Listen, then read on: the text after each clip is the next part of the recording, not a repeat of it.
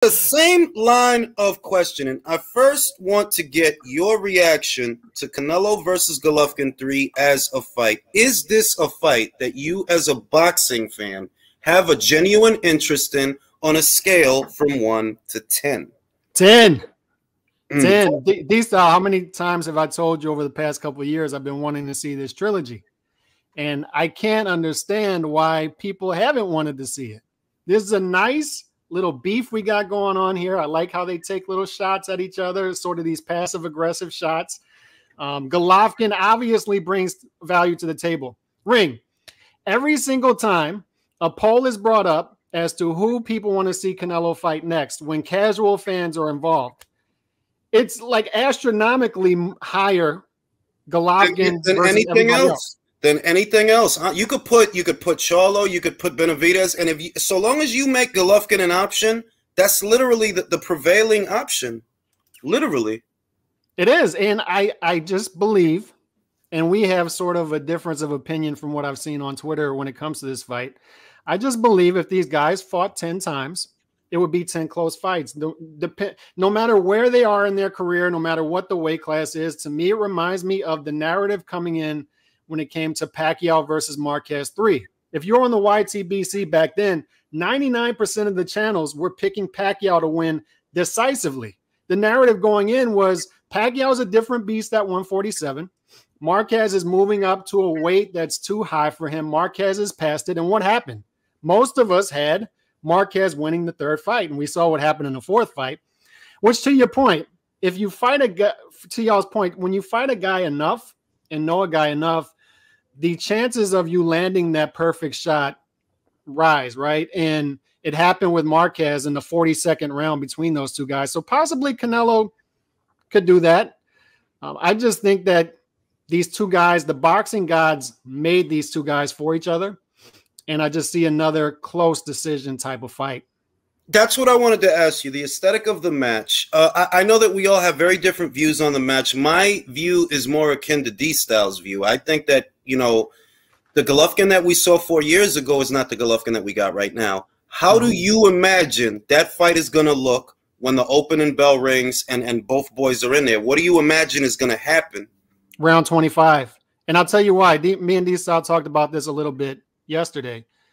Do you know the only fighter in the sport today who lands double-digit jabs per round? Do you know who that guy is? Is it Golovkin? Golovkin. Golovkin statistically has the best jab in the sport. He's the only fighter landing over 10 punches per round in the sport. So it's sort of a lazy narrative when it comes to Golovkin. So much is made about his punching power that it overshadows the other things that he does. And what's the one weapon that is giving Golovkin issues? So much is made about, and D-Style and I talked about this yesterday as well, the lateral movement. I think that was overplayed. I don't think the lateral movement bothered Canelo as much as people made it out to be. I think it was the jab. Bivol has a great jab. Golovkin has a great jab. I think the two best statistically in the sport, Golovkin and Bivol, when it comes to the jab. They use it in different ways, right? Bivol uses it as sort of a defensive mechanism. Golovkin uses it more of an offensive weapon to stay on his front foot, and he uses it as a power punch. But the jab, Mayweather controlled the pace of the fight with the jab as well. So guys give Canelo issues with the jab. These guys who had, look, Plant has good lateral movement. Billy Joe Saunders has good lateral movement. You have guys with good lateral movement who didn't have the jab, and they didn't give Canelo the problems that these guys did. So do you imagine, because the takes in reference to this fight, and I ask a lot of people about this fight on a regular basis, and there really are wildly different takes. Some guys think, look, Golovkin's going to go in there, he's going to get pasted. Some guys think, no, you know, Golovkin, say what you want, but he's got a granite chin. Do you like his chances in this fight? To win the fight? I don't, because what were the first 4 rounds? No, but these are, listen, if it's on my scorecard, I'm picking, I said, I like Canelo on my scorecard to win 7-5, maybe 8-4-ish. I think he's going to win a close decision. But here's the thing. There are so many outside factors and variables when it comes to this fight. Golovkin didn't get the benefit of the doubt when it came to a lot of rounds in the first 2 fights. But if you look at Canelo versus Bivol, the first 4 rounds, how were those rounds scored? All 3 judges had all 4 rounds for Canelo. Oh, for Canelo.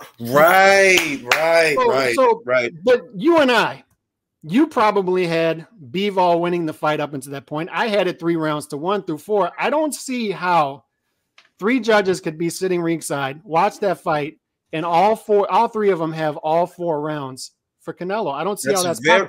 That's very unusual. I will admit. It's very unusual. How could you watch Canelo versus Cotto and have 10 rounds scored for Canelo? How could you watch Canelo versus Mayweather and have 6 rounds scored for Canelo?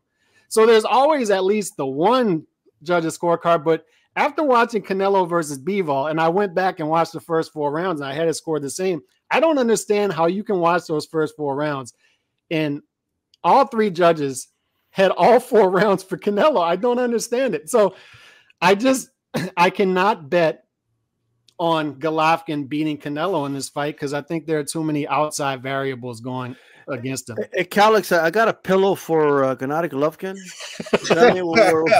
He's going to sleep, brother. But that leads me to my next point.